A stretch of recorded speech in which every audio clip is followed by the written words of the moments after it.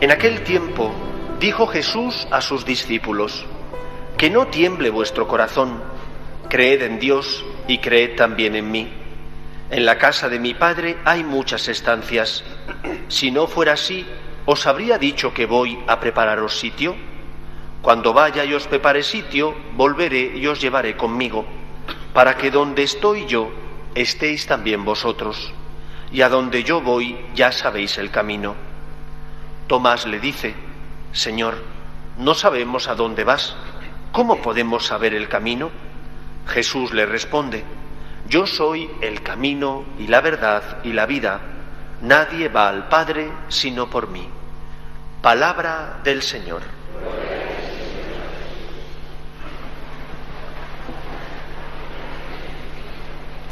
Viniendo en el avión, sabiendo ya que mi mamá había muerto, afortunadamente pude hablar con ella la noche anterior, porque hasta el último momento teníamos la esperanza de que podía superar una vez más las sucesivas crisis y problemas que se le presentaban. Pero ya lógicamente tenía la voz pues muy apagada.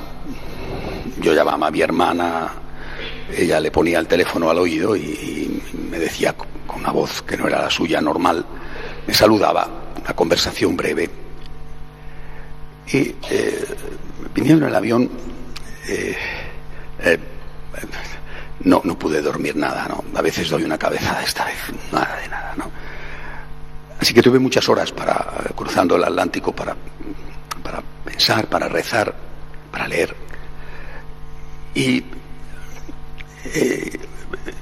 lo que yo sentía, en primer lugar, era ya no la voy a poder hablar más, ya no me va a poder hablar más, ya no la voy a poder besar, ya no la voy a poder acariciar. Y esto era realmente duro. Ayer, efectivamente, el momento quizá más desgarrador es cuando te despides de su cuerpo en el tanatorio y después en el cementerio, ¿no? Ya esa sensación de que hay algo que ha terminado, que es un final definitivo. Ya no voy a poder verla, abrazarla, besarla, escucharla. Y entonces me dije, bueno, pero en esta hora, en este momento, ¿qué es lo que me queda? Y me di cuenta, ¿no?, de que lo que me quedaba, de que esta hora, este momento, es, en primer lugar, la hora de la esperanza. En primer lugar, es la hora de la esperanza. El Señor cumple sus promesas y os lo he explicado muchas veces. No nos ha prometido cosas que algunos creen que ha prometido, pero las que ha prometido las cumple. La promesa de que nunca nos deja solos en las luchas de la vida: venid a mí los que estáis cansados y agobiados y yo os aliviaré. La promesa de su perdón: todo aquel que se arrepiente y pide perdón va a recibir ese perdón, es decir, la promesa de su misericordia. Y la promesa de la vida eterna: morimos en gracia, estaremos con Él. Si con Él vivimos, reinaremos con Él. Por lo tanto, decía, ya no voy a tenerla, y esto es un desgarro, es una pérdida. Pero, en primer lugar, hay algo que tengo y que me tiene, algo que me sostiene: la esperanza. Es la hora de la esperanza. Voy a volver a verla. ¿Cómo voy a volver a ver a mi papá, que murió ya hace unos años? Es la hora de la esperanza. Y esto, para mí, es fundamental.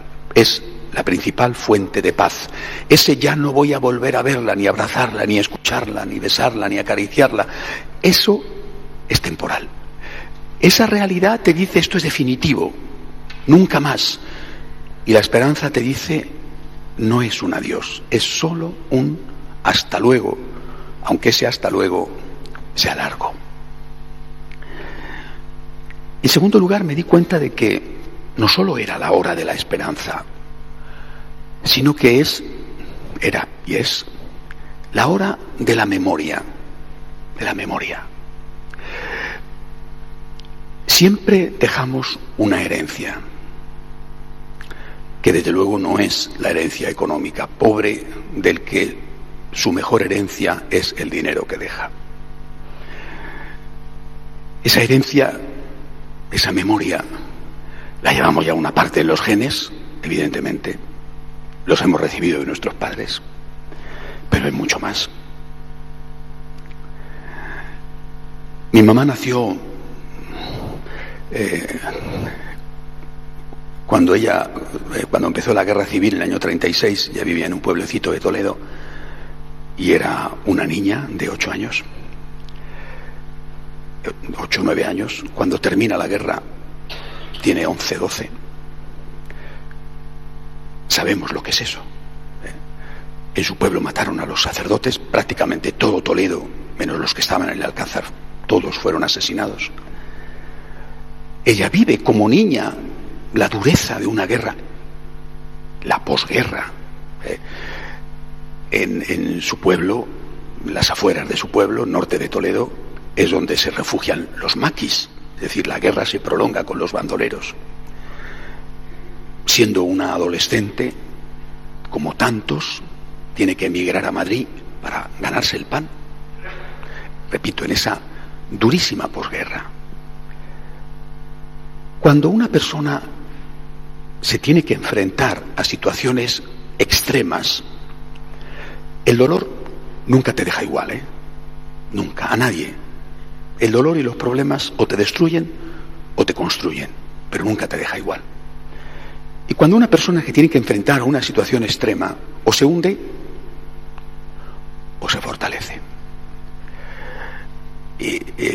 Mi abuelo materno murió pronto, mi abuela se tuvo que hacer cargo en esas condiciones de un montón de hijos, sacar adelante en esas condiciones una viuda, un montón de niños. ¿Por qué os cuento esto? Porque mi madre era una mujer fuerte, luchadora. Y esta es la herencia, esta es la memoria. Siempre, y ahora estos días con mi hermana bromeábamos y recordábamos momentos, ¿no?, de nuestra vida con ella, ¿no? Yo me fui de casa a los 18 años al seminario, pero momentos de la adolescencia, de la infancia, ¿no? Como abrirse camino en la vida y enfrentarse con los problemas. Ella tenía, ya últimamente no, pero cuando era una mujer joven, ella tenía un gesto físico muy especial, ¿no? Y es que se mordía la lengua y tiraba para adelante, ¿no? Se llenaba de coraje, se mordía la lengua y tiraba para adelante.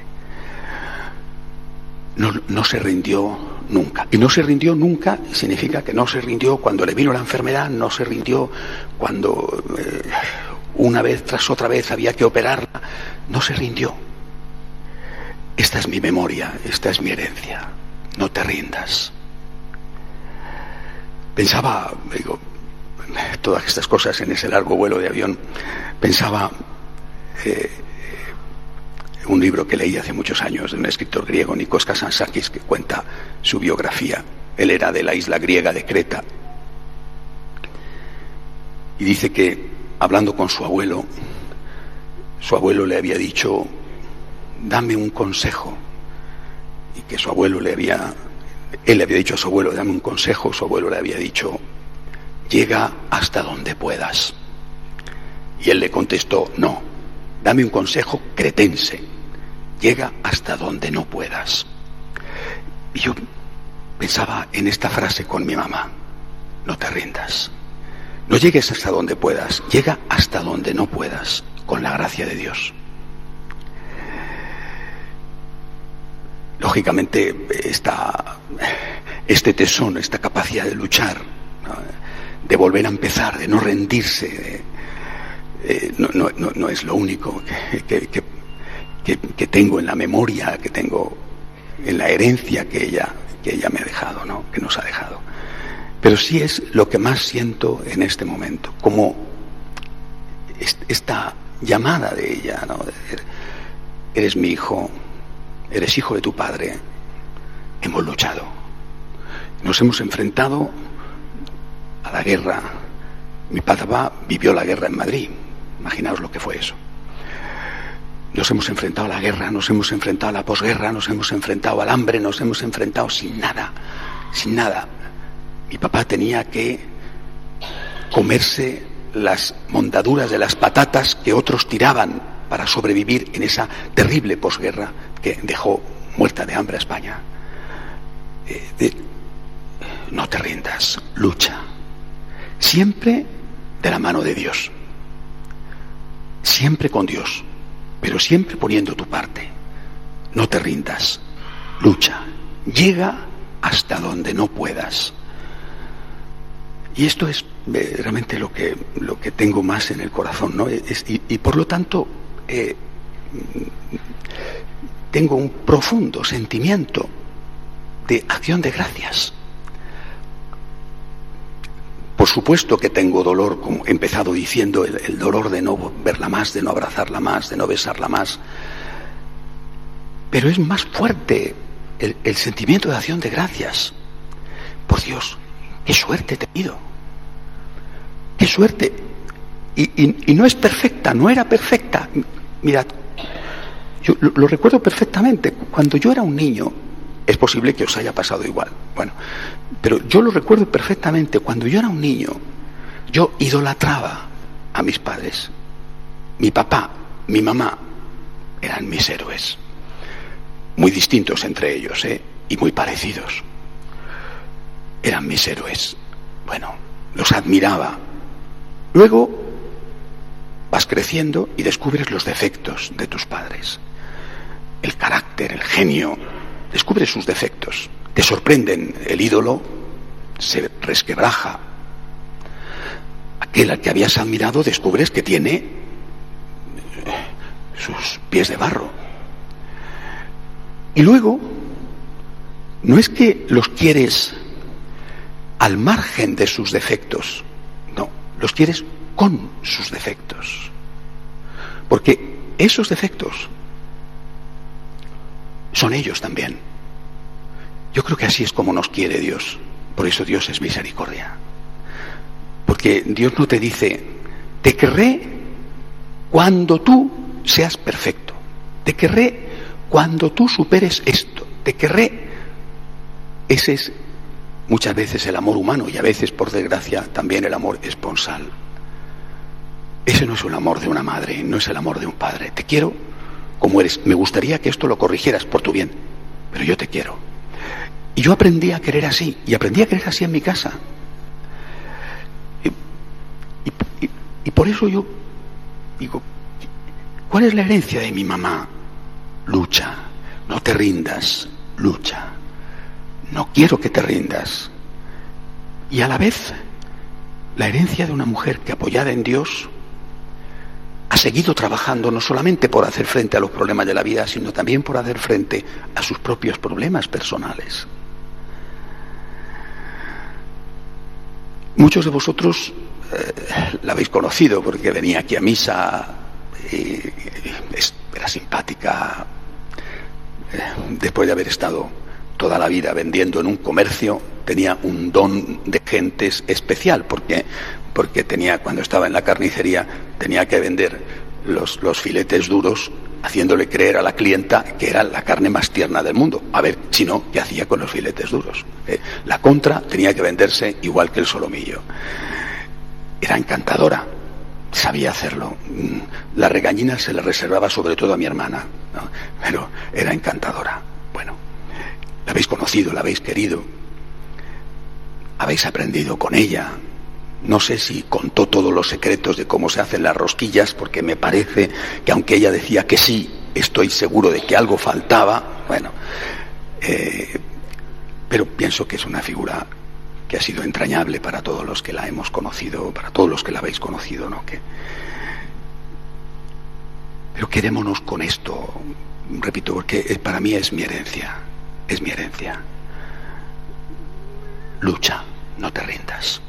No te rindas. Yo diría, dame una orden no cretense, dame una orden castellana. Dame una orden castellana. Llega hasta donde no puedas, apoyándote en Dios. Ahora, como el padre Javier le dio la indulgencia plenaria, o sea, que vamos, está en el cielo. Estoy seguro de que allí con la Virgen María yo tengo dos mamás, ¿no? Bueno, y también estoy bastante convencido de que San Pedro va a tener algunos problemitas, ¿no? Vamos a ver si después de que ha llegado allí mamá, las cosas siguen organizadas igual. Vamos a ver, ¿no? Porque uno es como es aquí y en el cielo, ¿verdad? Pero esa certeza de que ha vivido su vida, de que la ha vivido con plenitud, de que la ha vivido con sus defectos, pero de que la ha vivido con su fe y con su amor, esa certeza, esa seguridad es la que me da una enorme paz en este momento y me llena de gratitud. Gracias, Señor, qué madre he tenido. Gracias, Señor. No era perfecta. Gracias, Señor, por esta madre, con estos problemas, con estos defectos. Gracias, Señor, por esta madre que he tenido. Le damos juntos gracias a Dios.